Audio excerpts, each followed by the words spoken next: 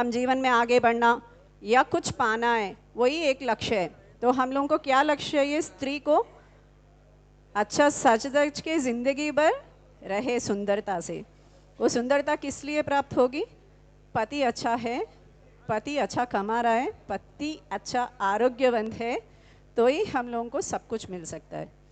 पति हमें स्नेह भाव से देखे और हमें आदर करे और हमारी इज्जत रखे हर जगह पे। या हम लोग मुंह से कुछ निकाल दे फिर भी हमारा वो कुछ ना बोले। हम लोगों को कभी कभी गुस्सा आ जाता है, इरिटेशन आ जाता है, क्योंकि स्त्री है, हम लोग जल्दी बहुत काम करते हैं, तो हम लोगों को क्या होता है, थोड़ा थोड़ा जल्दी मुंह से बहुत कुछ निकल जाता है। उस समय में भी वो मुंह बंद रख दे, उसका, हमारा नहीं। तो क्या हो जाता, हमारा इज्जत बच जाता। वैसा नहीं, मगर ऐसे ही हंसते हुए बोल रही हूँ। क्या है, लक्ष्मी, माँ लक्ष्मी जहाँ देती है, जिनके पास माँ चंचल है। क्यों चंचल है? जिनके पास ईगो कॉम्प्लेक्शन ज़्यादा है उनके पास माँ नहीं टिकती। पैसे आने के बाद सबको क्या आता? मैं बोल के बोलना आ जाता है। सब देखो, समझो और माँ लक्ष्मी को पाने के लिए कोशिश करो। कभी ये नहीं बोलना कि मैं, मेरी वजह से मैं कर रही हूँ, मेरी वजह से ये घर चल रहा है, मेरा पति का कुछ भी नहीं है, मैं आने के बाद ही मेरा पति का सब कुछ चालू हुआ, मैं आने के बाद ही ये धनवान बने, मैं उसको सहायता दे रही, इसकी वजह से ये पूजा पाठ कर पा रहा है। ये स्त्री की सहज धर्म है कि हम लोग उसको सहयोगता दे। हम लोग जब साथ वचन लेते हैं उसमें ये आ जाता है, मैं ज़िंदगी भर तुम्हारा साथ चलूँगी, तुम जो भी काम, अच्छा काम करोगे, बुरा काम में मेरा साथी कभी नहीं रहेगा, अच्छा काम करने के लिए मैं कभी भी आपको प्रोत्साहित करूँगी और मैं आपके साथ खड़े रहूँगी और आपका संसार बढ़ाने में आपको सह।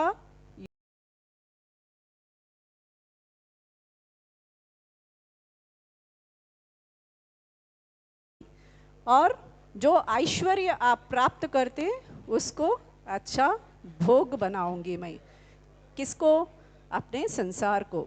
वो भोग यानी कि बच्चों को या पति को या सास ससुर को, ऐसा जो हमारा परिवार है उसको हम लोग ये कर सकते हैं। वो बोलते हैं हम लोग इसमें, तो इसमें हम लोग क्या बने? गृह लक्ष्मी बने, है ना? क्या बोलते हैं, आपके घर में कोई बेटी पैदा हुई तो बोलते क्या है उसको? लक्ष्मी पैदा हुई बोलते हैं। किसकी लक्ष्मी है? जितने दिन हमारे पास है वो अपनी लक्ष्मी है, जिस दिन वो ससुराल जाएगी उसकी घर की रौनक बनेगी, यानी कि वहाँ जाके पहला क्या करेगी? दिया जलाएगी। इसलिए हम लोग उसको लक्ष्मी ही मानते हैं। जो स्त्री रहती है वो सबको उज्जवल कर सकती है और सबको अंधेरे में भी ढकेल सकती है। वो स्त्री की महत्व है। वो होना बोले तो उसको रोशनी दिखा सकती है, अगर उसको गुस्सा आ गए तो चंडी भी बन सकती है। काली बोले तो क्या है? पूरा काल रात्रि, वहाँ कुछ नहीं दिखता, अंधेरा ही अंधेरा है, वो भी बन सकती है। मगर हम लोग जितना कोशिश करें कि हम लोग लक्ष्मी बने, तो हम लोग क्या करते? दिया जलाते हैं, रोशनी जलाते हैं, तो सबको राह दिखाते हैं। वो राह किस लिए दिखाते हैं? कि हम लोग अच्छे मकान पे पहुंच जाए, कीर्ति पाले। क्या चाहिए हम लोगों को? धन प्राप्ति चाहिए, एक दिन नाश हो जाएगा। शरीर सौंदर्यता चाहिए, वो भी एक दिन नाश हो जाएगा। अच्छे साड़ियाँ, अच्छे गहने, ये भी एक दिन नाश हो जाएगा। मगर हमें नाश नहीं होता क्या है? हमारा जो मन है, आत्मा है, भगवान का और गुरु का चरण पकड़ लिया, वो कभी नाश नहीं होता, कभी भी नाश नहीं होता। इसीलिए हमारे जो आचार्य जी रहते हैं, श्री श्री श्री तिरंडी श्रीनिवास व्रतधर रामानुजाचार्य स्वामी जी और अजय स्वामी, इन लोग मिलके इतना बड़ा याग का और इतना बड़ा कार्यक्रम का सोचे, विचार करे। इतने में ही महेंद्र जी भी आगे आए और उन्होंने भी बोले कि हम मुख्य यजमानी बनेंगे। हमारे पास पैसा है मगर उसका कोई वैल्यू नहीं है। एक घर ले लेते, एक लैंड ले लेते, फिर बाद में वो घर कोई और को रेंट पे दे देते हैं। अगर वो किराएदार घर को अच्छा नहीं रखा, ज़िंदगी भर उसके लिए तड़पते रहते हैं। मगर हम लोग जब अपने पास जो भी पैसा आया, वो पैसे में अगर अच्छा काम करे, उसकी वजह से हम लोगों को तड़पने की ज़रूरत नहीं है। भगवान हमारे लिए तड़पना शुरू करते हैं। भगवान बोलते हैं कि ऐसे बच्चे को मेरे पास से मैंने ज़मीन पे बेच दिया। जो भूमा था बहुत हैप्पी है, क्या है, संतुष्ट है। उन्होंने इतना संतुष्ट हो गई तो उसका जो भी जीवन है सफल हो गया, और अपना पूर्वज को भी हम लोग सफल कर दिए, हमारे सामने आगे वाले बच्चों को भी हम लोग वंशज को भी सफल कर दिए। यहाँ पर बच्चे होना या नहीं तो हमारे पूर्वज का आशीर्वाद मिलना, तो एक आचार्य को पकड़ लिए। वो आचार्य किसको शरणागति लगाओ, यानी कि किसका पैर पकड़ो बोल के बोलेंगे, उसका पैर हम लोग पकड़ लिए, बस पीछे मुड़ के देखने की कभी ज़रूरत नहीं है। ओम प्रकाश शर्मा ने ये ज़मीन लिया। ज़मीन लेते ही बोले कि यहाँ पर जो भी कार्यक्रम आप करोगे, कितना भी पैसा हो जाने दो, मैं खर्च करने के लिए तैयार हूँ, मगर यहाँ से ब्राह्मण और जो अतिथि आएंगे वो पूरा संतुष्ट होके जाना, मुझे उतना ही चाहिए। वो भी बहुत अच्छी विचार है ना।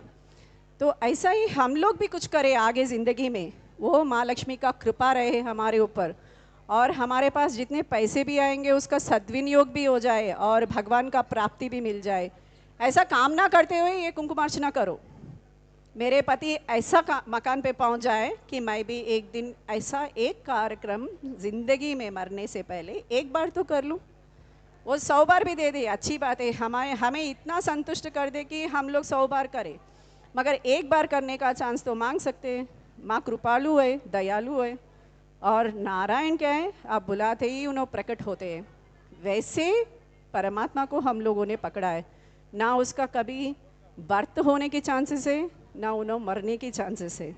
उन्होंने जब भी आए अपने भक्तों के लिए आए, अपने भक्तों को कष्ट निवारण करने के लिए आए। ऐसे परमात्मा को हम पकड़े। बाकी कोई ने ऐसा कुछ रूप नहीं लिया कि यहाँ पर माँ का गर्भवास जले और पैदा हो और राक्षस का संहार करे। वाह, किसी देवता के बारे में आप इतना नहीं बोल सकते। वो एक नारायण के बारे में बोल सकते हैं हम लोग।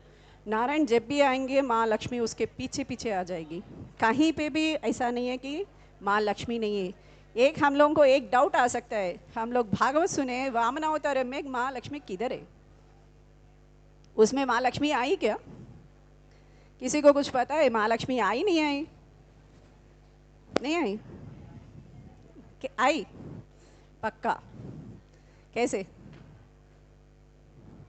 माँ उनकी हृदयेश्वरी है। माँ कहीं पे भी उनके पीछे पीछे पहुंची जाएगी, उनको छोड़ के कभी नहीं रहती। इसीलिए हम लोग पूजा करें तो एक का नहीं करना चाहिए।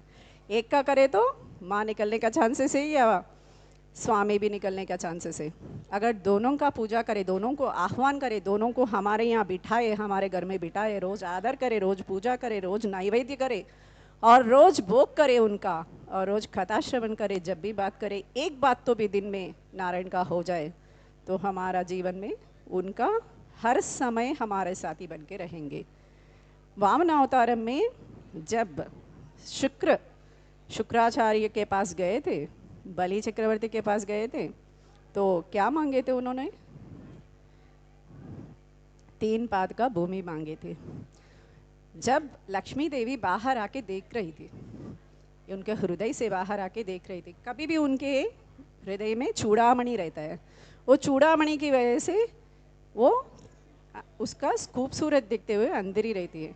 वामन अवतार में उसका चूड़ामणि किधर है? स्वामी के पास चूड़ामणि नहीं था, क्योंकि उन्होंने ब्राह्मण बन के आए थे, ब्राह्मण देवता बन के आए थे, वहाँ पर कुछ अलंकार नहीं था। तो माँ लक्ष्मी बाहर आके ये बलि कौन है, बलि को देखना है, क्योंकि बलि चक्रवर्ती ने इतना दान पुण्य कर दिया, असुर होके भी उसका नाम आज तक उज्जवल बना, उसके दान और पुण्य की वजह से, उनका कर्मा की वजह से। तो हम लोग मरने के बाद भी जिए रहते हैं। एक असुर होके भी वो जी सकता है, हम एक मनुष्य होके नहीं जी सकते। तो माँ लक्ष्मी को बोलते हैं स्वामी, उत्तरीय में डाल देते हैं, बार बार उसको ऐसे ऐसे करते हुए बोलते हैं नहीं नहीं बाहर मत आओ, शुक्राचार्य पहचान लेगा। शुक्राचार्य ने पहचान लिया तो पता चल जाएगा ये नारायण है, हरि असुर संहारक है, इसीलिए दान देने नहीं देगा। इतने में ही वो समझ गया था, बोल दिया ये हरि है। इतना बढ़ जाएगा, इतना बढ़ जाएगा कि पूरा 3 लोग, 2 लोग तो 2 ही पैर से उन्होंने पूरा 3 लोग नाप लेगा। तीसरा कदम कहाँ रखवाओगे, नको इसको दान मत दो बोल के बोल देते हैं। वैसा महालक्ष्मी उसको कभी नहीं छोड़ती। वैसा हम लोगों को पति के पीछे शैडो बन के रहना है, डिटेक्टिव बन के नहीं।